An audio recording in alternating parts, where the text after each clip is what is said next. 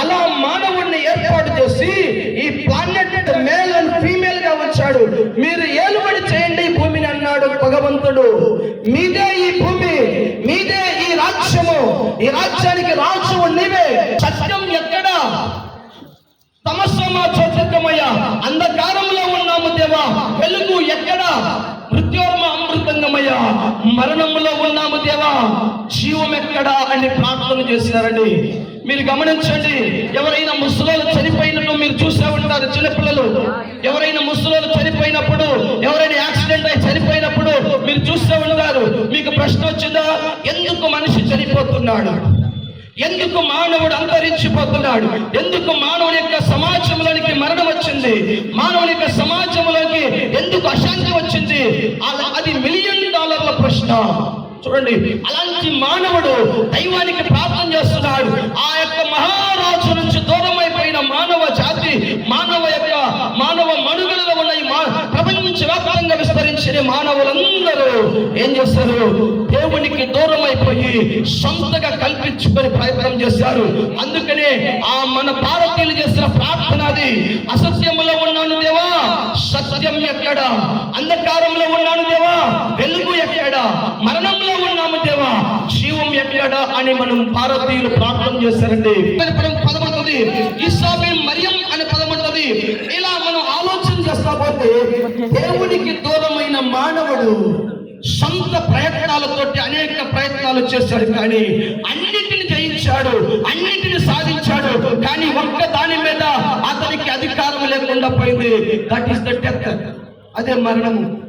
అందుకనే ఈ మరణముతో ఇబ్బంది పడుతున్న మానవ జాతిని మరణము చేత బంధకాల్లో ఉన్న మానవులను రక్షించడం కొరకు ఆ భగవంతుడు, ఇందాక చెప్పారు కదా, ఆ సృష్టికర్త అయిన దేవుడు, ఆ విశ్వానికి రాజు అయిన దేవుడు భూలోకానికి దిగి రావాల్సి వచ్చింది.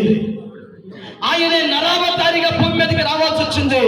ఆయనే కన్య గర్భమున రావడానికి ఆయన ఇష్టపడి మరణము లేకుండా ఈ జీవితాంతం బ్రతకడానికి ఆయన ఈ భూమి మీదకి దిగి వచ్చినాడు. ఒక మాటలో చెప్పాలంటే 10th క్లాస్ వయసు ఉన్న ఒక యంగ్ గర్ల్ కి యేసుక్రీస్తు ప్రభు ఆమె గర్భమున ఉద్భవించాడండి.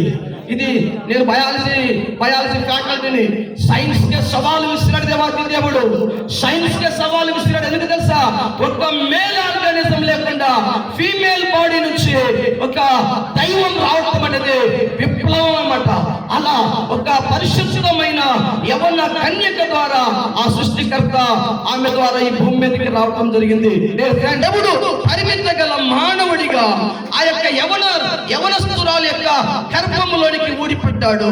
ఆయన భూమి మీద గర్భములో ఆయన ఉద్భవించి భూమి మీద 3.5 కేజీల మాంసపు ముద్దగా నీ కొరకు నా కొరకు పశువుల పాకల్లోకి వచ్చాడు.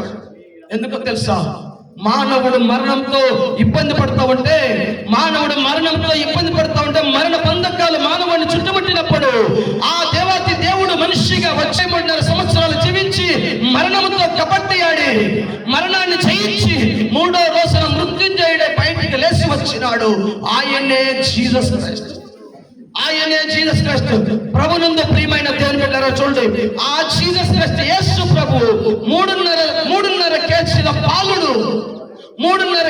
పాలుడు ఈ భూమి మీదకి వచ్చి పశువుల పాకలోకి వచ్చేసి పశువుల తొట్టిలో నీ కోసం నా కోసం పడుకోబెట్టబడి ఆయన ఎదగటం ప్రారంభించినాడు. ఆయన అభివృద్ధి అవటం ప్రారంభించినాడు. ఆయన ఎదుగుచూ ఉన్నాడు. ఆయన ఎదిగి అంచెలంచెలుగా 30 సంవత్సరాల యవనస్తుడైపోయినాడు. ఆ భగవంతుడైన దేవుడు 30 సంవత్సరాల యవనస్తుడిగా ఉండి 3.5 సంవత్సరాలు ఇదే భూమి మీద ఆయన తన మంచి మాటలు చెప్పినాడు. నిన్ను వలె నీ పొరుగు వారిని ప్రేమించమన్నాడు. నిన్ను ఒక చెంప మీద కొడితే మరొక చెంప చూపించమన్నాడు.